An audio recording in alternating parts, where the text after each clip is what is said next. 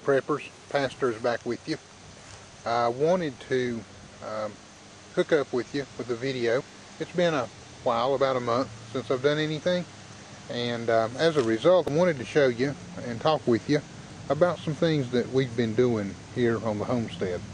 You see a little bit of our garden. This is a new technique that we have tried this summer. We've been working on it for quite a while. We actually started at the end of the last planting season, and as a result we feel like we've made a big improvement in how we garden, and this is because we are moving more to a sustainable type of a gardening system.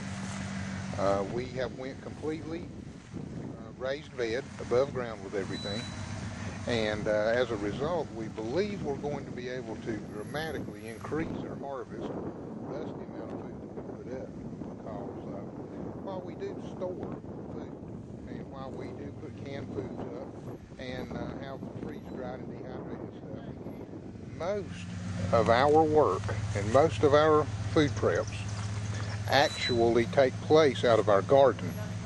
We try our very best to put up, to can, and prepare that way for the difficult days that we feel like are coming. Most of our crops that we have are heirloom. As a matter of fact, all of these are heirloom. I'm really thrilled at the way these are taking off and they're doing. Here we see some broccoli that is coming up, and here we will see some pepper, and there's a blackberry vine as well, a tomato. Here we have a whole row of tomatoes. We've planted 4 per tire, and we have a row here of around 10 tires, so we've got around 40 tomato plants. All of these are heirloom. Some of them are Rutgers, and some of them are some other varieties that are out, and we have went completely heirloom with what we do here. Reason being, we can save the seed, of course, replant it next year. These tomatoes, by the way, are 2nd and 3rd generation tomatoes. Over here we have some squash that are, some of them just starting to break ground. Some of them you'll see here shortly will have a bloom. They're small plants, but they do have a bloom. Right there you see a little yellow flower. A long way still to go, but I said squash, these are cucumbers, I'm sorry. One thing that we've made a significant improvement in is potatoes. This is one of our planters of potatoes. These are 4 tires put together, and these are they're just awesome. They've taken off. This technique, something that I wanted to share and wanted to encourage you to think about. You don't have to have a lot of expensive equipment to put out a garden and make it sustainable for you and for your family. That was something that I wanted to try and see if we could put something in place with that. There's been no tractor, no tiller, no money on gasoline, no money on commercial fertilizer. The reason being, we have our chickens. And as a result of our hens and our rooster, we get chicken litter out of the coop. We put it in our compost, and that in turn supplies us with our fertilizer for the year. So everything that we have inside of our garden here, it comes strictly and straight off the homestead. And that's something that we're really proud of. Another thing that we've done over the past few months is we have added bees. We put in 2 stands of bees just recently. These are about a month old right now. Put 2 3-pound packages, 1 in each hive. The reason being, something that isn't spoken of a whole lot when it comes to heirloom gardening, is the seeds are open pollinated. If they're true heirloom seeds, they will be open pollinated seed. Now, that means they need help from birds, insects, things like that, with the wind to move pollination from one source to another. As a result of the pollination process then, the bees are able to move on, and they're able to move pollen from one to the other, and the process makes plants grow stronger, healthier, makes them produce more. Bees are the greatest pollinator there are available. They move from flower to flower, from host to host, bringing pollen, depositing it, all in plans of bringing it back to their hive and storing it in their cells for their food for the coming winter. And as a result, out of the bees also we have honey. Honey is a microbial agent that's good for first aid and health and well-being.